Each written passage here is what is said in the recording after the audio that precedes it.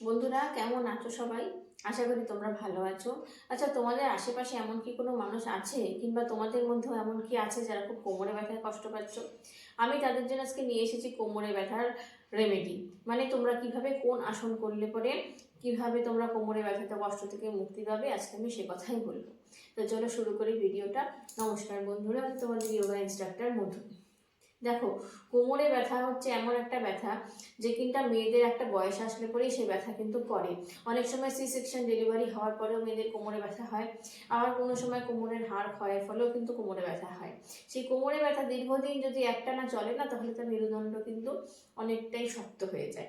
তো আজকে আমি তোমাদেরকে বলবো এমন কয়েকটা আসন, যে আসন তোমরা যদি ঘরে বসে অভ্যাস করো, তোমরা কিন্তু কোমরে ব্যথা থেকে অনেকটাই আরাম পাবে।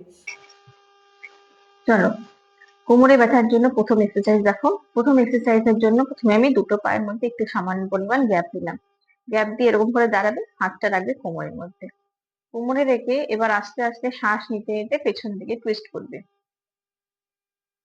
আবার শ্বাস ছাড়তে ছাড়তে সামনের দিকে আসবে। আবার শ্বাস নিতে নিতে পেছন দিকে মানে উল্টো সাইডে আবার টুইস্ট করবে, আবার সামনে আসবে। এইভাবে পুরো প্রসেসটা তোমার 10 থেকে 12 বার করে রিপিট করবে। তারপরে এটা করবে ইনহেল এক্সহেলেশনের সাথে। ঠিক আছে? চলো পরেরটা দেখাচ্ছি। পরের আসন করবে সুপ্ত বজ্রাসন। সুপ্ত বজ্রাসন তোমরা কেমন করে করবে দেখে নাও। প্রথমে পা দুটোকে মেলে দিয়ে বসে আমরা এখান থেকে বজ্রাসনে যাব। বজ্রাসনে বসলাম। বজ্রাসনে বসে এই যে এলবো মানে কুনুইয়ের সাপোর্ট নিয়ে আমরা এরকম করে শুয়ে পড়বো। তারপরে যে হাত দুটো এইরকম করে মাথার পিছনে রেখে দিব। এইভাবে আমরা 30 থেকে 40 সেকেন্ড থাকবো। শ্বাস প্রশ্বাস নর্মাল ভাবে নেব। এক্সহেলেশন ইনহেলেশন একদম নর্মাল থাকবে। 30 থেকে 40 সেকেন্ড হয়ে যাওয়ার পরে আস্তে আস্তে তুমি পাটাকে খুলে দেবে। খুলে দিয়ে শবাসন করবে। এই আসনটার নাম হলো সুপ্ত বজ্রাসন। এই সুপ্ত বজ্রাসনে যে কোমরে ভীষণ ভাবে একটা আরাম পাওয়া যায়। আরেকটা হয় যাদের খুব বাতের ব্যথা আছে, তারা কিন্তু এই আসনটা করে খুব ভালো উপকার পায়। তো অবশ্যই তোমরা এই আসনটা বাড়িতে করো। পরের আসন করব। পরের আসন সেতু বান্দাসন। সেতু বান্দাসন করার সময় আবার এরকম করে সোজা হয়ে শুয়ে পড়ো। সোজা হয়ে শুয়ে হাঁটু পর্যন্ত ভাঁজ করো পাটা, এবং হাতটা রাখো শরীরের পাশে। দুটো পায়ের মাঝে সামান্য একটু গ্যাপ রাখবে। এবার আস্তে আস্তে কোমরটাকে তোলো। একটু কোমরটা লিফট করো। ব্রিথিং নর্মাল রাখো। 30 থেকে 40 সেকেন্ড ধরে রাখার পরে আস্তে আস্তে শ্বাস ছাড়তে ছাড়তে কোমরটাকে নামিয়ে নেবে। আবার ইনহেল করবে। শ্বাস নিতে নিতে কোমরটাকে আস্তে আস্তে তুলবে। তুলে 30 থেকে 40 সেকেন্ড নর্মাল ব্রিথিং এ রাখবে। আবার এক্সহেল করতে করতে কোমরটাকে নামিয়ে নেবে। তারপরে আস্তে আস্তে পা খুলে শবাসন করো। তারপর হয়ে গেলে এক কাছে উঠে পড়ো। বন্ধুরা, প্রত্যেকটা আসনের পরে শবাসন করা কিন্তু খুব জরুরি। এটা আমি প্রায় তোমাদেরকে বলি যে তাড়াহুড়ো করে সবসময় কখনো আসন করা যায় না। আসন সবসময় ধীর স্থির এবং খুবই আস্তে আস্তে অভ্যাস করতে হয়। যাতে তোমরা যে যে আসনই করো না কেন, সেই আসন যে বিভিন্ন জায়গায় স্ট্রেচটা হয়, এই স্ট্রেচটা কিন্তু বোঝাটা ভীষণ ভাবে জরুরি। আসন দেখাচ্ছি। পরের আসন করবো হচ্ছে শলভাসন। শলভাসন করার সময় এভাবে ঘুরে উপর হয়ে শুয়ে পড়ো। উপর হয়ে শুয়ে পড়লাম। এবার হাত দুটোকে আমি ঢুকিয়ে দেবো এইভাবে কোমরের নিচে, একদম এই পায়ের এই যে পায়ের ফাঁকে ঢুকিয়ে দেবো। ঢুকিয়ে পা দুটো পিছনে জোড়া রাখবো, মাথাটাকে নিচে রাখবো। দিয়ে এই হাতের উপর ভর দিয়ে দুটো পাকে পেছন দিকে তুলে দিব। 30 থেকে 40 সেকেন্ড ধরবো নর্মাল ব্রিথিং। আস্তে আস্তে আস্তে আস্তে নামিয়ে দাও। নামিয়ে হাত দুটোকে খুলে দাও। তারপর রিল্যাক্স করো। এই আসনটাও তোমরা 30 থেকে 40 সেকেন্ড ধরে রাখবে। আর সব সময় প্রত্যেকটা আসনে 4 থেকে 5 বার করে রিপিটেশন করবে। প্রথম অবস্থায় 4 থেকে 5 বার করে করো, তারপরে আস্তে আস্তে বাড়িয়ে 5 থেকে 10 বার পর্যন্ত করো, তাহলে তোমরা এটার উপকার পাবে। পরের আসন দেখো, পরের আসন করব আমি ভুজঙ্গাসন। ভুজঙ্গাসন করার সময় আবার আমি উপর হয়ে শুলাম, উপর হয়ে শুয়ে হাত দুটোকে রাখবো একদম শোল্ডারের পাশে, তারপরে পিছনে দুটো পা জোড়া থাকবে, শোল্ডারের পাশে হাত থাকবে, আস্তে আস্তে শ্বাস নিতে নিতে উঠে পড়ো। আর তাকাবে কোথায়? উপর দিকে। শ্বাস হোল্ড করে রাখবে না, ব্রিথিং নর্মাল রাখবে।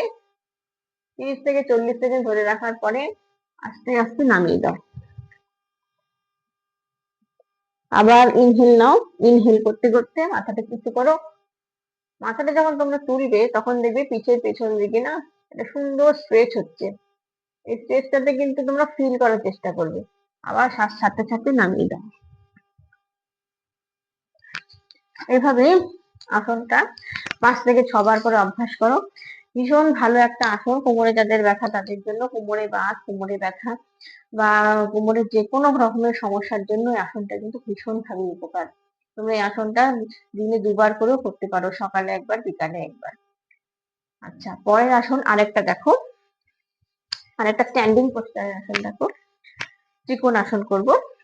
ত্রিকোণ আসন করার জন্য দুটো পায়ের মধ্যে এরকম করে গ্যাপ দাও, গ্যাপ দিয়ে হাত শোল্ডার ওয়াইজ সোজা রাখো, তারপরে আস্তে আস্তে এক সাইড ঝুঁকে যাও আর তাকাও হচ্ছে উল্টো হাতের দিকে। এইভাবে হোল্ড করে রাখার পরে 30 থেকে 40 সেকেন্ড হোল্ড করে রেখে আবার উঠে যাও সোজা হয়ে, আবার অপোজিট সাইডে হাতটাকে নামিয়ে দাও, নামিয়ে তাকাও উপর দিকে, আবার হয়ে গেলে সোজা হয়ে আসনটা ছেড়ে দাও। এইভাবে 1 রাউন্ড করো, পুরোটা হলো 1 রাউন্ড। এইভাবে 4 থেকে 5 বার, 5 থেকে 10 বার রিপিটেশন করো।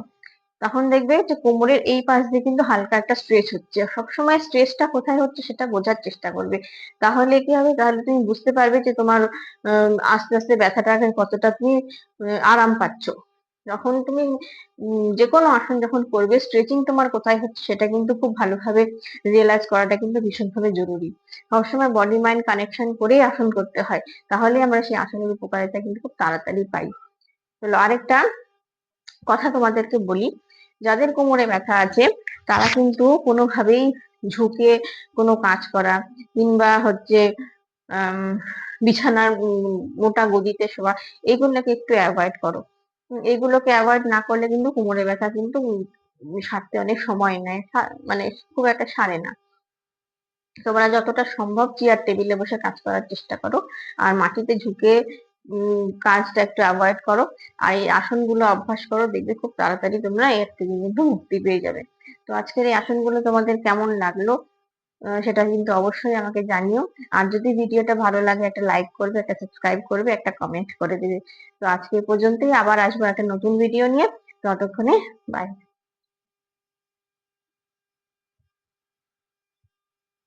তো বন্ধুরা, আসনগুলো তোমরা বাড়িতে দিনে 2 বার করে অভ্যাস করতে পারো। আর যাদের সময় না থাকে তারা সকালবেলা একবার কিংবা বিকালে একবার, যে কোনো সময় যখন তোমরা সময় পাবে অভ্যাস করবে।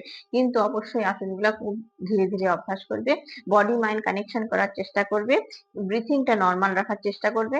আর কোথায় কোথায় তোমাদের স্ট্রেচিং হচ্ছে আসন করার পর সেগুলোকে রিয়েলাইজ করার চেষ্টা করবে, সেগুলোকে বোঝার চেষ্টা করবে। আর সবসময় থিঙ্কিংটা পজিটিভ রাখবে, তাহলে দেখবে তোমরা সেই জায়গা থেকে কিন্তু বেরিয়ে আসতে পারবে। আরেকটা কথা হলো, যারা দীর্ঘদিন কোমরে ব্যথায় ভুগছে তারা কিন্তু এই নিচ থেকে জিনিস তোলা কিংবা ভারী জিনিস তোলা, মাটিতে ঝুঁকে কাজ করা, নরম জায়গায় শোয়া, এগুলো কিন্তু তোমাদের অ্যাভয়েড করতে হবে। এগুলোকে তুমি যত অ্যাভয়েড করবে ততই কিন্তু আস্তে আস্তে তুমি এখান থেকে কোমরে ব্যথা থেকে কিন্তু আস্তে আস্তে তুমি বেরিয়ে আসতে পারবে। কিন্তু তুমি শুধু আসন করছো কিন্তু অন্য রুটিন না মানলে তাহলে কিন্তু তোমার কাজ হবে না। তোমাকে দুটো জিনিসই ফলো করতে হবে। তো কেমন লাগলো ভিডিওটা তোমরা অবশ্যই জানিও, একটা লাইক করো, সাবস্ক্রাইব করো। আর এরকম নতুন নতুন ভিডিও নিয়ে আমি আবার আসবো। ততক্ষণ তোমরা ভালো থেকো, সুস্থ থাকো। বাই।